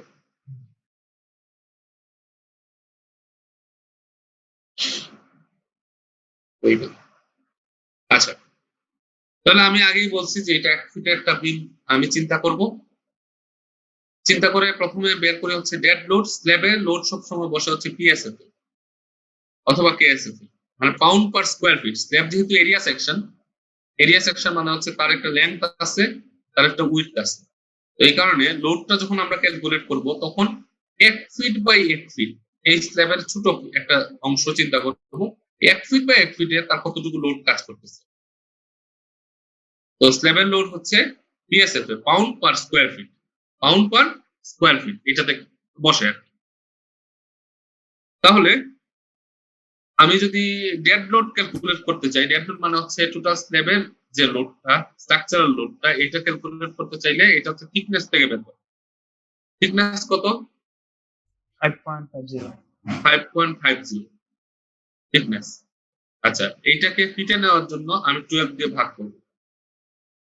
আচ্ছা, এবং এই যেহেতু পিএসএফ এ বসে, তাহলে এটা হচ্ছে আমার ফিটে চলে গেল। আচ্ছা, কিন্তু আমি দিব হচ্ছে কনক্রিটের ইউনিট ওয়েট, এই থিকনেস জুড়ে কতটুকু ইউনিট ওয়েট কাজ করে। তাহলে ইউনিট ওয়েট হচ্ছে 150 pound per feet cube. 150 pound per feet cube. তাহলে এইখানে ফিট, এখানে ফিট কিউবের কিউব কাটে স্কোয়ার হয়ে যাবে। তাহলে এটা কি হয়ে গেল, এটা পিএসএফ হয়ে গেল। আমি কি বুঝতে পারছি? তো স্ল্যাবের লোড কিসে বসে? পিএসএফ এ বসে, মানে পাউন্ড পার স্কোয়ার ফিটে বসে। তাহলে আমি থিকনেসটা লোড ক্যালকুলেশনের জন্য দরকার। কেন দরকার এখন আমি বুঝতে পারলাম, যে থিকনেসটাকে আমি 12 দিয়ে ভাগ দিব এবং কনক্রিটের unit weight 150 pound per feet cube দিয়ে গুণ দিব। গুণ দিলে তার ডেড লোড যেটা সেটা চলে আসবে কোন ইউনিটে? Pound per square feet unit. কারণ স্ল্যাবের লোড কিন্তু পাউন্ড পার স্কোয়ার ফিটে বসে। বিমের লোড বসে হচ্ছে লিনিয়ার, কারণ বিমের ক্ষেত্রে এটা এরিয়া অবজেক্ট না, এটা বলা হচ্ছে লাইন অবজেক্ট। লাইন অবজেক্ট মানে হচ্ছে বিমের উইডথ কোনো কামের না, মানে এই বিমটা উইডথ কতটুকু আছে, কারণ উইডথটা এত স্মল তার লেন্থের তুলনায়, এই কারণে উইডথটা কনসিডার করা হয় না। এই কারণে আমরা যত এসএফডি বিএমডি আঁকি, আমরা একটা লাইন টেনে আঁকি, মনে হচ্ছে লাইন, কিন্তু অ্যাকচুয়ালি কি এটা বিম। কারণ উইডথ বরাবর সে কতটুকু বাঁকবে এইটা কনসিডার করা হয় না, কনসিডার করা হয় শুধুমাত্র লেন্থ বরাবর সে কতটুকু বাঁকবে সেটা। এই কারণে বিমে যে লোড গুলা বসে এইগুলা কিন্তু কি পাউন্ড পার ফিট অথবা কিপ পার ফিটে, যেহেতু এখানে ডাইমেনশন একটাই লেন্থ, তো লেন্থ বরাবর লোডটা বসে, এই কারণে পাউন্ড পার ফিট অথবা কিপ পার ফিট। আর এটা যেহেতু এরিয়া, এরিয়াতে দুইটা ডাইমেনশন লেন্থ উইডথ, এই কারণে মানে লোডটা বসে হচ্ছে PSF pound per square feet. আমি কি বুঝাইতে পারছি? জি স্যার। আচ্ছা, দেন এখানে কিন্তু ফ্লোর ফিনিশ আর লাইভ লোড আমার সময় বাঁচাই দিছে, কারণ হচ্ছে এই দুইটা লোডই পিএসএফ এ দেওয়া আছে। যদি পিএসএফ এ দেওয়া থাকে, আমার স্ল্যাবে তো লোড ডিরেক্টলি পিএসএফ এ বসতেছে, তাহলে আমার আলাদা করে বের করার দরকার নেই। তো এখন আমি ইউএসডি মেথডে যদি ডিজাইন করতে চাই, আমরা সাধারণত ইউএসডি মেথডেই ডিজাইন করে থাকি। যদি ইউএসডি মেথডে ডিজাইন করতে চাই তাহলে ফ্যাক্টর করতে হবে, ডেড লোডকে একটু বাড়ায় নিতে হবে, এটা হচ্ছে এসিআই কোড অনুসারে 20%, লাইভ লোডকে বাড়ায় নিতে হবে এসিআই কোড অনুসারে 60%। আচ্ছা, তাহলে এখানে ডেড লোড কিন্তু কি, এটা একটা হচ্ছে স্ট্রাকচারাল লোড আর একটা হচ্ছে ফ্লোর ফিনিশ। কারণ এই স্ল্যাবের উপরে আবার আমি টাইলস করব, টাইলস করার জন্য আবার আমি এখানে আবার একটা ঢালাই দিব, মানে 1.5 ইঞ্চির একটা মশলা বসাবো সিমেন্ট এবং স্যান্ডের মিক্সচারে। তো এটা হচ্ছে ফ্লোর ফিনিশ হিসেবে কাজ করবে। তাহলে ফ্লোর ফিনিশে একটা লোড আছে। ওকে, তো এটাও কি, এটা একটা ডেড লোড, কারণ এটা জায়গা চেঞ্জ করতেছে না, fixed in magnitude and location. তো এই কারণে এটাকে ডেড লোড বলবো। তাহলে ডেড লোড এখানে দুইটা অ্যাকচুয়ালি, একটা হচ্ছে স্ট্রাকচারাল লোড, স্ট্রাকচারের নিজস্ব ওয়েট 68.75, আর একটা হচ্ছে ফ্লোর ফিনিশ 25। তাহলে ডেড লোড দুইটা যোগ করে 1.2 দিয়ে গুণ দিব, আর লাইভ লোড যেটা আছে হচ্ছে 60 পিএসএফ, এটাকে গুণ দিব হচ্ছে 1.6 দ্বারা। তাহলে টোটাল লোড আমি পাই গেলাম পিএসএফ এ, ওটাকে কেএসএফ এ নিয়ে যাইতে হলে 1000 দিয়ে ভাগ করে দিতে হবে। এখন লোড জানি, মোমেন্ট বের করতে হবে। তো মোমেন্টের জন্য কোফিশিয়েন্ট দরকার। কোফিশিয়েন্ট কি, ওই যে আমরা যখন সিম্পলি সাপোর্টেড বিম ছিল অথবা আমরা করে আসছি স্ল্যাব ছিল, তখন সেই ক্ষেত্রে মোমেন্ট বের করা খুব ইজি। কারণ হচ্ছে সিম্পলি সাপোর্টের মোমেন্ট কোফিশিয়েন্ট হচ্ছে WL²/8। মোমেন্ট কোফিশিয়েন্ট কত, 1/8, 1/8 WL²। তো এইটাকে বলা হচ্ছে মোমেন্ট কোফিশিয়েন্ট, এবং এটা ডিপেন্ড করে WL² কনস্ট্যান্ট, এটা সবসময় একই থাকবে। আর 1/8 হচ্ছে চেঞ্জ হবে, এটা ডিপেন্ড করবে সাপোর্ট কন্ডিশনের উপর।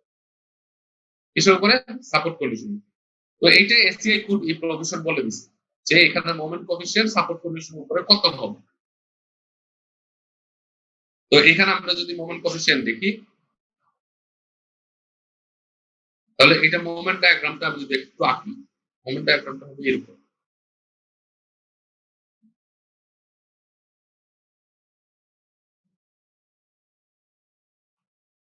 আচ্ছা, সরি, ভুল হয়েছে।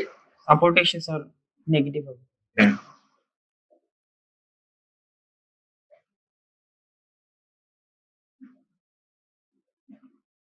এটা এটা হচ্ছে তার মোমেন্ট ডায়াগ্রাম। তো এই মোমেন্ট ডায়াগ্রামের ক্ষেত্রে এই পয়েন্টে মোমেন্ট কত হবে, এইটা হচ্ছে মোমেন্ট কোফিশিয়েন্ট তারা বলতেছে 0, যেহেতু এখানে এটা সিম্পলি সাপোর্টেড, এই কারণে এন্ডে মোমেন্ট কোফিশিয়েন্ট 0। এখানে যেহেতু একটা ফিক্সড সাপোর্টের মতো অবস্থা আছে, অ্যাকচুয়ালি হচ্ছে হিঞ্জের মতো, আমি যদি ইন্টারনাল হিঞ্জ হিসেবে চিন্তা করি, এটা হচ্ছে ইন্টারনাল হিঞ্জ, তখন সেই ক্ষেত্রে বলছে তারা মোমেন্ট কোফিশিয়েন্ট হয়, নেগেটিভ মোমেন্ট হয় ইন্টারনাল হিঞ্জ থাকলে বা ইন্টারনাল কোনো সাপোর্ট থাকলে। সেই ক্ষেত্রে এখানে নেগেটিভ মোমেন্ট হয়, এবং নেগেটিভ মোমেন্টের কোফিশিয়েন্ট হচ্ছে 1/12। আর এখানে যে পজিটিভ মোমেন্ট হইলো, পজিটিভ মোমেন্টের কোফিশিয়েন্ট হচ্ছে 1/11। আর এখানে হচ্ছে সেম কথা, আবার পজিটিভ মোমেন্ট হবে 1/11, সাপোর্টিং এ নেগেটিভ মোমেন্ট হবে ক্যান্টিলিভারের জন্য। এখানে দুইটা মোমেন্ট আসতেছে, 1/11 ও হবে, আবার 1/2 ও হবে। এই দুইটার মধ্যে যেটা ম্যাক্সিমাম সেটা নিব। এখানে নেগেটিভ মোমেন্ট দুইটাই আছে, 1/11 ও আছে, আবার 1/2 আছে। 1/2 হচ্ছে ক্যান্টিলিভারের জন্য, 1/11 হচ্ছে আমার নরমাল ফ্রেমের জন্য। তো যেটাই হোক না কেন, এই দুটার মধ্যে যেটা ম্যাক্সিমাম সেটাই নিব, কারণ হচ্ছে এই সাপোর্টে কতটুকু মোমেন্ট আসতেছে এটা ওই ইয়ার উপর ডিপেন্ড করবে, ম্যাক্সিমাম ডিপেন্ড করবে। আমি কি বুঝাইতে পারছি? স্যার হ্যাঁ, এটা স্যার ইনডিটারমিনেট স্ট্রাকচার দেখে আমরা মানে এসএফডি বিএমডি দিয়ে করতে পারতাছি না, এরকম কিছু? এটা তো এসএফডিবিএমডি দিয়েই করতেছি, এসএফডিবিএমডি দিয়েই করতেছি, কিন্তু এটা হচ্ছে মানে ডিটারমিনেট না। তো ডিটারমিনেট না থাকার কারণে সেই ক্ষেত্রে আমরা হচ্ছে এটার মোমেন্ট কোফিশিয়েন্ট যেগুলা, এই কোফিশিয়েন্ট গুলা তারা কিন্তু বলে দিছে। হ্যাঁ, এই কোফিশিয়েন্ট গুলা কি তারা বলে দিছে। এটা কিভাবে তারা বের করছে, এটা হচ্ছে তাদের অনেক বছরের গবেষণার ফল। যদি সাপোর্ট কন্ডিশন এরকম এরকম থাকে, তাহলে সেই ক্ষেত্রে আমার পজিটিভে কত মুভমেন্ট আসতে পারে, নেগেটিভে কত মুভমেন্ট আসতে পারে, এটা কিন্তু তাদের নির্ধারণ করে দেওয়া। আমি কি বুঝাইতে পারছি? আমরা কি স্যার এটা বের করতে পারবো না? আমরা তো স্যার স্ট্রাকচার 2 তে স্যার করছিলাম স্যার ইনডিটারমিনেট স্ট্রাকচারের কিভাবে বের। হ্যাঁ হ্যাঁ, বের করতে পারবো। আপনি স্ট্রাকচার সলভ করেন, স্ট্রাকচার সলভ করে বের করতে পারবেন, কিন্তু এটা শর্টকাট আর কি। এটা ম্যাক্সিমাম মোমেন্ট বার করার জন্য ডিরেক্ট শর্টকাট। আর আমি তো এসএফডিবিএমডি আমি স্ট্রাকচার সলভ করে ডেফিনেটলি বাইর করতে পারবো। আর এটা ইনডিটারমিনেট স্ট্রাকচার না, এটা আসলে অ্যাকচুয়ালি ডিটারমিনেট স্ট্রাকচার, আপনিও বের করতে পারবেন। এসএফডিবিএমডি পরে বাইর করতে পারবেন। আপনি যদি এটাকে যদি ধরেন হচ্ছে হিঞ্জ সাপোর্ট, এটা যদি আমরা ধরি হচ্ছে হিঞ্জ সাপোর্ট, এটাকে আমি যদি ধরি হচ্ছে রোলার সাপোর্ট, তাহলে ওইভাবে ধরে আপনি কিন্তু সলভ করে বের করতে পারবেন। কিন্তু স্যার এগুলা তো স্যার মোমেন্ট দিবে ফিক্সড তো স্যার ইনগুলা কোনটা? এগুলা তো স্যার ফিক্সড স্যার সাপোর্ট গুলা স্যার। না, সাপোর্ট কিভাবে ফিক্সড করবে? এখানে তো আমার কোনো বিম নাই, এটা জাস্ট সিম্পলি রেস্ট করতেছে ওই ব্রিকের কলামের উপর। এখানে কোনো বিম আছে? না না স্যার। এখানে কোনো বিম নাই, তাহলে যত কানেকশনটা ফিক্সড হলো না। ফিক্সড কানেকশন হচ্ছে মোমেন্ট নিতে পারবে, এইটা তো মোমেন্ট নিতে পারবে না। মনে করেন যে একটা ভূমিকম্প আসলো, ধাক্কা দিল, ধাক্কা দিলে এইটা একটা ডিফারেন্ট জিনিস, আর এর নিচে ওয়ালটা একটা ডিফারেন্ট জিনিস। তো এই ওয়ালের সাথে কি এটা বন্ডিং হয়েছে? বন্ডিং হয় নাই। বন্ডিং না হলে এই ধাক্কায় ওয়াল সরে যাবে, সে তার জায়গায় থাকতে চাইবে, কারণ তার এক ধরনের বিহেভিয়ার হবে বা মুভমেন্ট হবে। ওয়াল আরেক ধরনের ম্যাটেরিয়াল দিয়ে তৈরি, তার বিহেভিয়ার আরেক রকমের হবে। তো সেই ক্ষেত্রে কিন্তু এটা কিন্তু ফিক্সড না। আমি কি বুঝাইতে পারছি? জি স্যার। দেন আমি মোমেন্ট কোফিসিয়েন্ট থেকে আমি positive moment, maximum positive moment, সহজ কথা হচ্ছে যে অনেক মোমেন্ট কোফিসিয়েন্ট পাবেন। এখানের মধ্যে পজিটিভ হচ্ছে দুইটা, 1/11 1/11, ওইটা আসলে একই। তো ম্যাক্সিমাম পজিটিভ বাইর করবেন, আর ম্যাক্সিমাম নেগেটিভ কি 1/12 1/12 এখানে ভিতরে। আর ক্যান্টিলিভার হলে এই যে হাফ, ঠিক আছে? এটা দিয়ে আপনি হচ্ছে মোমেন্ট বাইর করবেন। ক্যান্টিলিভারের জন্য হচ্ছে 1/2 নিবেন, আর এই দুটার জন্য 1/12 নিবেন। তাহলে ম্যাক্সিমাম পজিটিভ আমি এখান থেকে পাবো হচ্ছে 1/11, আর ডাব্লিউ স্কোয়ার তো কনস্ট্যান্ট, ডাব্লিউ স্কোয়ার কনস্ট্যান্ট। তারপর হচ্ছে ম্যাক্সিমাম নেগেটিভ, এটা হচ্ছে 1/12, ডাব্লিউ স্কোয়ার তো কনস্ট্যান্ট, তাহলে দুইটা টাইপের মোমেন্ট পাইলাম। আর হচ্ছে ক্যান্টিলিভার মাইনাস এম ক্যান্টিলিভার,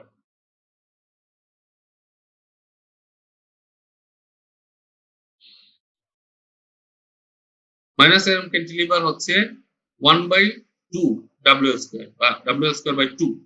তাহলে এই তিনটা মোমেন্ট আমি যদি বের করতে পারি, এবং এই তিনটা মোমেন্ট দিয়েই আমি কি করতে পারবো? রিইনফোর্সমেন্ট বের করতে পারবো। মোমেন্ট জানা থাকলে, যেহেতু আমি বলতেছি এটা সিঙ্গলি রিইনফোর্স বিম, তাহলে রিইনফোর্সমেন্ট বের করা যাবে। ওইখান থেকে মোমেন্ট বসাই দিলে সূত্রটা হচ্ছে moment divided by phi F Y D minus A by eight 2। এটা দিয়ে আমি কিন্তু ওইখান থেকে মোমেন্ট গুলো বসে আমি রিইনফোর্সমেন্ট কিন্তু বের করতে পারবো। রিইনফোর্সমেন্ট বের করতে পারলে এর পরবর্তী স্টেপ হচ্ছে ওই রিইনফোর্সমেন্টটা কত স্পেসিং পরে পরে বসবে, কারণ রিইনফোর্সমেন্টটা আমি বের করতেছি পার ফিটের জন্য। তো টোটাল স্ল্যাবে আমি কিভাবে ডিস্ট্রিবিউট করবো এটার জন্য আমার স্পেসিংটা জানা দরকার। তাহলে রিইনফোর্সমেন্ট বের করতে পারলে ওইটা থেকে আমরা স্পেসিংটা বের করতে পারবো। তো এখন আমাদের স্টেপ সোজা হয়ে গেছে। লোড বের করা পড়ছে, পরে লোড বের করার পরে তিনটা স্টেপ, একটা হচ্ছে মোমেন্ট ক্যালকুলেশন করা, এরপরে আরেকটা স্টেপ স্কিপ করে গেছি, এটা হচ্ছে ডি চেক দেওয়া, মানে ওই মোমেন্ট নেওয়ার জন্য তার থিকনেসটা ঠিক আছে কিনা। থিকনেস থেকে তো আসে ইফেক্টিভ ডেপথ ডি, তো ডি চেক দিতে হবে, কারণ ডি থিকনেস তো আমি তো ধরছিলাম, এটা তো একটা অ্যাজাম্পশন করছিলাম। তো আমি তখন লোড জানতাম না, এখন লোড ক্যালকুলেশন করছি, থিকনেস থেকে লোড বাইর করছি, বাইর করে মোমেন্ট বাইর করছি। ওই মোমেন্ট নেওয়ার জন্য ওই থিকনেস সাফিসিয়েন্ট কিনা এটা জানার জন্য আমার ইফেক্টিভ ডেপথ ডি চেক দিতে হবে। তো থিকনেস আমার যদি হয় 5.5 ইঞ্চি, তাহলে ইফেক্টিভ ডেপথ হয় হচ্ছে তার চেয়ে 1 ইঞ্চি কম। ক্লিয়ার কভার 1 ইঞ্চি কম বাদ দিলে হচ্ছে কত ইঞ্চি? 4.5 ইঞ্চি। তাহলে ওই থিকনেস থেকে যদি আমি ক্লিয়ার কভার বাদ দিয়ে দিই, তাহলে আমি ইফেক্টিভ ডেপথ পাই যাই 4.5 ইঞ্চি। তাহলে আমি তাকে প্রোভাইড করছি 4.5 ইঞ্চি, তার মোমেন্ট রেজিস্ট করার জন্য তার কতটুকু দরকার। 4.5 ইঞ্চির চেয়ে যদি কম দরকার হয় তাহলে আমার ডিজাইন ওকে আছে, আর যদি 4.5 ইঞ্চির চেয়ে বেশি দরকার হয় তাহলে সেই ক্ষেত্রে ওইখানে গিয়ে আবার থিকনেসটা চেঞ্জ করে আসতে হবে। তো যাই হোক, এখানে মোমেন্ট কোফিসিয়েন্ট এবং নেগেটিভ পজিটিভ মোমেন্ট বলতে আপনি কি বুঝেন?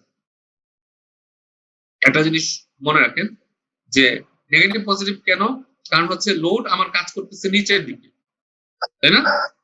লোড কাজ করতেছে নিচের দিকে, আমার যদি বেন্ডিংটাও নিচের দিকে হয়, সাধারণত লোড যেদিকে কাজ করবে বেন্ডিংটা সেদিকে হওয়ার কথা। তো বেন্ডিংটা নিচের দিকে হইলে এটাকে বলা হচ্ছে পজিটিভ মুভমেন্ট। এখানে যে মোমেন্টটা এটাকে বলা হচ্ছে পজিটিভ মুভমেন্ট। আর এইখানে যে বিমটা আছে এই ঘটনাটা দেখেন, এখানে লোড কাজ করতেছে নিচের দিকে, কিন্তু এই সাপোর্টের কারণে এটা বাঁকবে হচ্ছে উপরের দিকে। এটা সাপোর্টের কারণে এটা বাঁকবে হচ্ছে উপরের দিকে, কারণ হচ্ছে এখানে ফিক্স সাপোর্ট আছে। ফিক্স সাপোর্ট সে মুভমেন্ট নিতে পারবে, এটা বাঁকবে হচ্ছে উপরের দিকে। তাহলে লোড কাজ করতেছে নিচের দিকে, বাঁকার কথা ছিল নিচের দিকে, কিন্তু না বেঁকে এটা বাঁকতেছে উপরের দিকে। তো এই কারণে এটাকে বলা হচ্ছে নেগেটিভ মুভ। বুঝা গেছে? তো পজিটিভ মোমেন্ট, নেগেটিভ মোমেন্ট এই কারণে হয়। মিড স্প্যানে কি নেগেটিভ মোমেন্ট হবে, আর ইন্টারনাল আর এক্সটার্নাল সাপোর্টে পজিটিভ? সাপোর্ট সবসময় হচ্ছে সাপোর্টে যদি Positive. ফিক্স সাপোর্ট থাকে, ফিক্স সাপোর্ট থাকলে সাপোর্টে সবসময় নেগেটিভ মুভমেন্ট হয়। ঠিক আছে, আমি সহজে একটু জিনিস দেখাই, মনে করেন আপনি এটা বুঝতে পারবেন খুব সহজে। কি আছে না, হার্ড ওই যে কার্ড তৈরি করে বোর্ড আছে না, কার্ড আমরা যে ভিজিটিং কার্ড তৈরি করি, একটা শক্ত টাইপের বোর্ড, ঠিক আছে, ওই বোর্ড গুলাতে আপনি যদি দুই পাশে এইভাবে মনে করেন বোর্ডটা নিলেন, দুই হাত দিয়ে এখানে ধরলেন, এই পাশটা ধরে এখানে লোডটা অ্যাপ্লাই করেন বা চাপ দিয়ে, কোনো কিছু দিয়ে চাপ দিলে এটা ডিফ্লেক্টেড শেপ আপনি দেখতে পারবেন এরকম। আপনি খেয়াল করে দেখেন, আপনি যদি চাপ দেন তাহলে এটা ডিফ্লেক্টেড শেপটা আপনি এরকম দেখতে পারবেন। তো এটা কেন হয়েছে, এই যেখানে হচ্ছে আমার ফিক্স সাপোর্ট থাকে সেইখানে এটা কিন্তু উপরের দিকে ফোল্ড হয়, ডিফ্লেকশন হয় উপরের দিকে, কিন্তু লোডটা তো অ্যাপ্লাই হয়েছে নিচের দিকে, লোড অ্যাপ্লাই হয়েছে নিচের দিকে, ডিফ্লেকশন উপরের দিকে হয়েছে, তাহলে এখানে নেগেটিভ মুভমেন্ট মাইনাস। মাঝখানের অংশটাতে দেখেন এটা বাঁকতেছে নিচের দিকে, লোড অ্যাপ্লাই হয়েছে নিচের দিকে, বাঁকতেছে নিচের দিকে। এটা যদি ডায়াগ্রামটা এখানে আঁকি তাহলে এখানে হচ্ছে পজিটিভ পজিটিভ। আবার সাপোর্টের কাছে এসে আবার দেখলাম যে এটা বাঁকতেছে উপরের দিকে। আপনি যদি কার্ডবোর্ড নিয়ে ট্রাই করে দেখেন তাহলে ট্রাই করে দেখতে পারেন, এটা বাঁকবে হচ্ছে উপরের দিকে। উপরের দিকে যদি বাঁকে, লোডটা অ্যাপ্লাই হচ্ছে কোন দিকে, নিচের দিকে, যেখানে যে লোডই অ্যাপ্লাই হোক না কেন অ্যাপ্লাই হচ্ছে নিচের দিকে, কিন্তু এটা বাঁকতেছে উপরের দিকে, এই কারণে হচ্ছে এখানে নেগেটিভ। তো সাপোর্টে সবসময় নেগেটিভ আসে, এবং সেই সাপোর্টটা হইতে হচ্ছে ফিক্স সাপোর্ট। এইটা হচ্ছে রোলার সাপোর্ট অথবা হিঞ্জ সাপোর্ট, অ্যাকচুয়ালি হচ্ছে রোলার। তো এইখানে হচ্ছে মোমেন্ট জিরো। তো যদি হিঞ্জ অথবা রোলার থাকে ওইখান থেকে মোমেন্টটা জিরো হয়, এখানে কোনো ধরনের মোমেন্ট আসে না, মানে তার মোমেন্ট নেওয়ার কোনো ক্যাপাসিটি নাই, তাহলে মোমেন্ট আসবে কোথা থেকে? তো এই দিকে আইসা তারপর হচ্ছে এইভাবে নেগেটিভে হয়, তারপরে এইদিকে আইসা আবার এখানে নেগেটিভ হয়। এখন আপনার কথা হলো কি, এখানে তো ব্রিক ওয়াল, এখানে নেগেটিভ হবে কেন? কারণ এখানে অপর হ্যান্ডটা কিন্তু কন্টিনিউ করে গেছে, অপর হ্যান্ডটা কন্টিনিউ করে যাওয়ার জন্য এখানে যদি শেষ হয়ে যেত তাহলে এটা জিরোতে গিয়ে মিলে যেত। এটা যেহেতু সেখানে শেষ হয় নাই, তাহলে এইটা ইন্টারনাল হিসেবে পড়ছে। ইন্টারনাল হিসেবে পড়লে এটাকে আমরা বলি হচ্ছে ইন্টারনাল হিঞ্জ। এই সাপোর্টটাকে আমি কনসিডার করবো হচ্ছে ইন্টারনাল হিঞ্জ সাপোর্ট হিসেবে। হিঞ্জ সাপোর্ট হিসেবে করার কারণে এই জায়গা থেকে ইন্টারনাল হিঞ্জ করলে এখানে নেগেটিভ চলে আসবে, এরপরে আবার গিয়ে জিরো হয়ে যাবে। আমি কি বুঝাইতে পারছি? জি স্যার। ওকে, তো এখন প্রত্যেকটা সেকশনের জন্য তারা মোমেন্ট ক্যালকুলেশন করছে। তো ওইখান থেকে ম্যাক্সিমাম মোমেন্ট বাইর করছে, বিভিন্ন সেকশন দিছে। এই যে এখানে এক সেকশন, দুই সেকশন, তিন সেকশন। আমি বলছি যে এত কিছু করার দরকার নাই, পজিটিভের মধ্যে ম্যাক্সিমামটা নেবেন, নেগেটিভের মধ্যে ম্যাক্সিমামটা নেবেন, আর ক্যান্টিলিভারের জন্য আলাদা নেবেন। তিনটা মোমেন্ট নিয়ে মোমেন্ট বাইর করতে হবে, প্রত্যেক সেকশনের জন্য এভাবে বাইর করতে হবে, তিনটা মোমেন্ট দিয়ে বাইর করতে হবে। ওইখান থেকে ম্যাক্সিমাম মোমেন্টটা বাইর করছে। তো এই maximum moment for all section, মানে সব সেকশনের মধ্যে হিসাব করে দেখছে যে কোনটা ম্যাক্সিমাম। তো এখানে ক্যান্টিলিভার পোরশন যেটা আছে সেটাই হচ্ছে ম্যাক্সিমাম, 39.27, এটা হচ্ছে ম্যাক্সিমাম। ঠিক আছে, ক্যান্টিলিভার পোরশন যেটা, ওই যে W²/2, ওটাই হচ্ছে ম্যাক্সিমাম মোমেন্ট আসবে।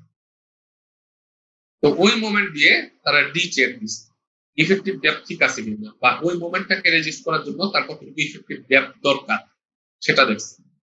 তো এটা সূত্র তো আমরা সবাই জানি, √m divided by 5 rho fy(b) 1 minus 0.59 rho fy by fc prime। Rho কিভাবে বাইর করে, রো ম্যাক্স এপসিলন টি এর মান যদি আমরা 0.005 বসাই দেই তাহলে এটা বের হয়ে যাবে। 0.85 beta 1 fc prime by fy epsilon y divided by epsilon y plus epsilon t। ওটা বসায় ডি রিকোয়ার্ড আমার দরকার কত, 2.31। আর আমি তাকে প্রোভাইড করছি কত, আমার থিকনেস হচ্ছে 5.5। ওইখান থেকে হচ্ছে আমার ডি বাইর করতে গেলে তার ক্লিয়ার কভার বাদ দিতে হবে। আমরা জানি স্ল্যাবের ক্লিয়ার কভার হচ্ছে 1 ইঞ্চি, তাহলে আমি তাকে প্রোভাইড করছি কিন্তু অলরেডি 4.5 ইঞ্চি, আর তার লোডটাকে রেজিস্ট করার জন্য দরকার হচ্ছে 2.31 ইঞ্চি। তাহলে আমার যে D provided is greater than D required. Okay, তাহলে আমার থিকনেসটা ঠিক আছে, ওকে আছে। তো আমরা এই যে এখানে ডি প্রোভাইডেড 5.5 থেকে 1 4.5 ইঞ্চি, আর আমার ডি রিকোয়ার্ড হচ্ছে 2.31, মানে আমি বেশি দিছি, তো বেশি দিলে আমার থিকনেস অ্যাজাম্পশন ঠিক আছে। তো এখন হচ্ছে আমি মোমেন্ট, আমার আর দুইটা স্টেপ বাকি আছে। একটা হচ্ছে মোমেন্ট গুলো আমি বের করছি, ওই মোমেন্ট গুলো থেকে কি বাইর করতে হবে, রিইনফোর্সমেন্ট বাইর করতে হবে মোমেন্টকে ইউজ করে, আর রিইনফোর্সমেন্ট থেকে লাস্টলি আমি স্পেসিং বাইর করতে হবে। ওইগুলো স্পেসিং এখানে হচ্ছে স্পেসিং এস, এটা বাইর করতে হবে।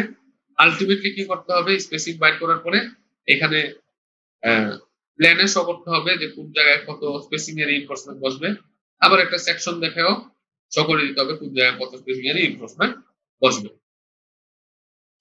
আমি কি বুঝাইতে পারছি?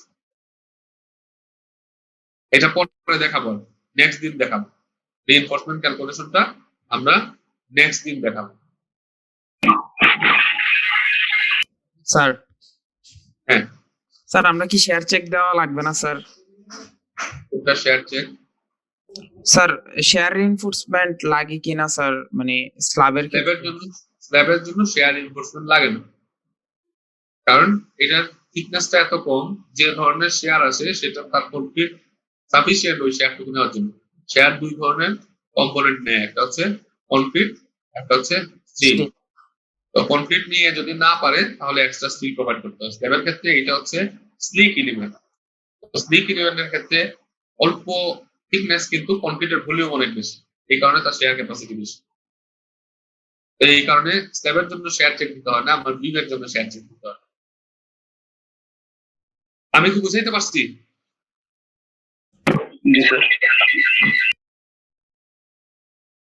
ক্লাস কি বুঝা গেছে? কোনো অসুবিধা?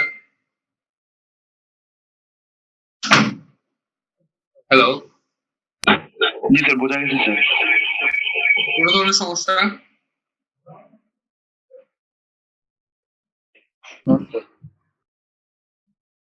স্যার পিডিএফটা দিবেন না স্যার? হ্যাঁ দিয়ে দেবো। আমি গুগল ক্লাসরুম ওপেন করবো, গুগল ক্লাসরুমে বাকি ম্যাটেরিয়ালস এবং পিডিএফ যা আছে সব ঠিক আছে। স্যার দুইটা জিনিস জানার জন্য স্যার দুইটা কোশ্চেন করতে চাচ্ছি। হ্যাঁ বলো।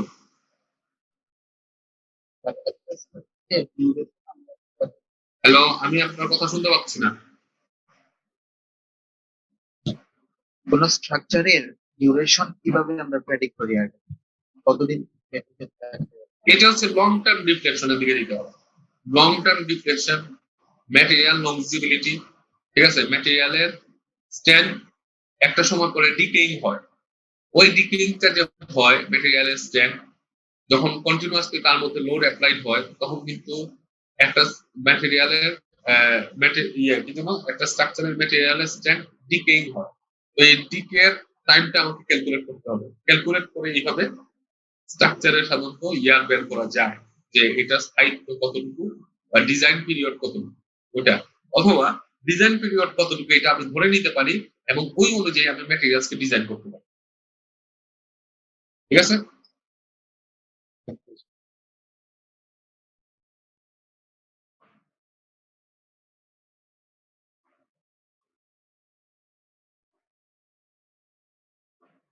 ওকে ঠিক আছে, তাহলে আমি আর কন্টিনিউ করতেছি না আজকে। মোটামুটি কি বোঝা গেছে? জি স্যার। ক্লিয়ার? জি স্যার। ওকে ঠিক আছে। তাহলে ক্লাস করে কেমন লাগলো? স্যার অবশ্যই ভালো। স্যার অনেক কষ্ট আপনার ক্লাসটা পাইছি স্যার, অনেক আন্দোলনের পর। আন্দোলনের পর? কি আন্দোলন? আমরা স্যার আসছিলাম না স্যার, আপনার দিয়ে নেওয়ার জন্য স্যার অনেক ট্রাই করছি, পরে স্যারদের বলছিলাম, তা আমাদের ডিপার্টমেন্ট গত 1 বছর ধরে ট্রাই করতেছিলাম স্যার। 1 বছর স্যার। আচ্ছা ঠিক আছে, সমস্যা নাই। আমরা এই ল্যাবে যতটুকু যেভাবে করা যায় আমরা চেষ্টা করবো আর কি এটা করে দেওয়ার। জি স্যার। ঠিক আছে, ধন্যবাদ সবাইকে। আসসালামু আলাইকুম স্যার। আচ্ছা।